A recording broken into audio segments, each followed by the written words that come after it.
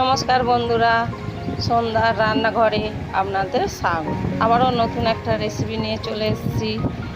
আজকের রেসিপি কাঁচকলার খোসা। জানতে গেলে দেখতে থাকুন পুরো ভিডিওটা। এখানে আমি দুটো কাঁচকলা, বড় সাইজের দুটো আলু কেটে ধুয়ে রেখে দিয়েছি। এবার আমি এটা সিদ্ধ করতে দেব। এখানে জল বসিয়ে দিয়েছি। এবার আমি এর মধ্যে কাঁচকলাটা দিয়ে দেব, আলুটাও দিয়ে দেব, দিয়ে সিদ্ধ করে নেব চাপা দিয়ে। 10 মিনিট হয়ে গেছে। এবার আমরা খুলে দেখব। দেখুন সিদ্ধ হয়ে গেছে। এবার আমি নামিয়ে নেব। এটাকে আমরা নামিয়ে নিয়েছি। এবার কিছুক্ষণ ঠান্ডা হতে দেব। এইভাবে ছাড়িয়ে নিতে হবে খোসাগুলো। দেখুন এরকম করে ছাড়িয়ে নিতে হবে। খোসাগুলো আমরা বাদ দেব, সবটা ছাড়িয়ে নেব।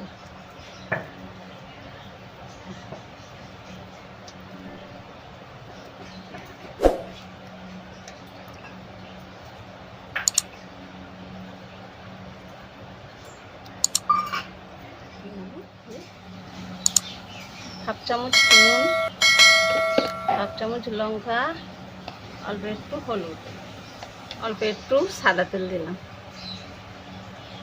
ছোটো বাটি 1 বাটি বেসন দিলাম, অল্প দিলাম, মেখে দেখবো যদি কম হয় তারপরে এটা দেব। সব কিছু দিয়ে আমি ভালো করে মাখিয়ে নিচ্ছি। পুরো বেসনটা আমি দিয়ে দেবো, দিয়ে ভালো করে মাখিয়ে নেবো যাতে গোটা গোটা না থাকে। আমার মাখা হয়ে গেছে, একটু গোটা গোটা নেই, ভালো করে মাখানো হয়ে গেছে। এবার আমি এটা সাইড করে রাখব। এবার আমি কড়া বসাবো। তেল গরম হয়ে গেছে। কলা আলু মাখিয়ে রেখেছি, ওইটাকে আমি এখন বড়া ভেজে নেব। আমি এখানে বড়াগুলো গোল গোল করে ছাড়ছি। আপনাদের ইচ্ছে হলে আপনারা অন্য রকম করেও ছাড়তে পারেন।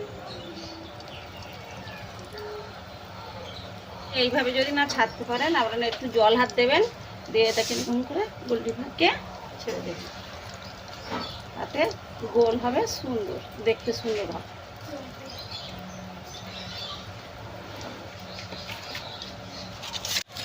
এইভাবে লাল লাল করে ভেজে নিতে হবে, উল্টে পাল্টে ভাজতে হবে লাল লাল করে। পুরো উল্টে দিচ্ছি, লাল লাল করে ভেজে নিতে হবে। আমাদের ভাজা হয়ে গেছে, দেখুন লাল লাল করে। এবার আমি এটাকে তুলে নেব। ওই তেলের মধ্যে দিয়ে দেবো দুটো তেজপাতা, 1 চামচ আদা রসুন বাটা, একটা বড় সাইজের পেঁয়াজ বাটা।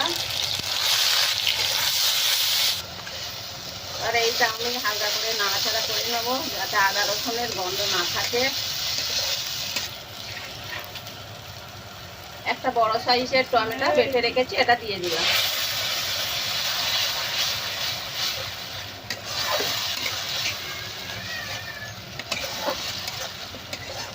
এটাও আবার একটু ভেজে নেব। ঠিক আছে।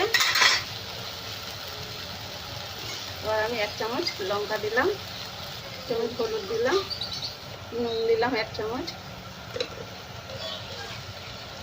স্বাদ মতন চিনি দিলাম। আবার এটা ভালো করে নাড়াচাড়া করে ভেজে নেব যাতে কাঁচা মশলার গন্ধ না থাকে।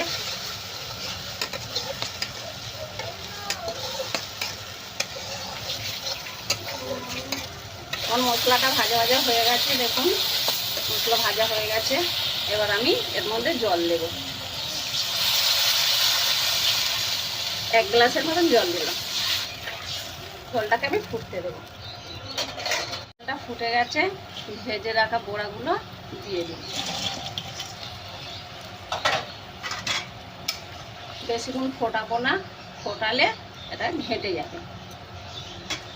আর আপনারা চাইলে যে পাত্রে ভাজা ছিল ওই ঝোলটা পাত্রে ঢেলে দিতে পারেন, দিলেই রেসিপি তৈরি। আমি ওপরে হালকা করে গরম মশলা দিলাম, দিয়ে একটু নেড়ে দিলাম। এটা এখন আমি নামিয়ে নেব। দেখুন বন্ধুরা, আমাদের কাঁচকলার কোপ্তা তৈরি। আপনারা অবশ্যই বাড়িতে একবার তৈরি করে খেয়ে দেখবেন। আপনাদের যদি ভালো লেগে থাকে কমেন্টে জানাবেন।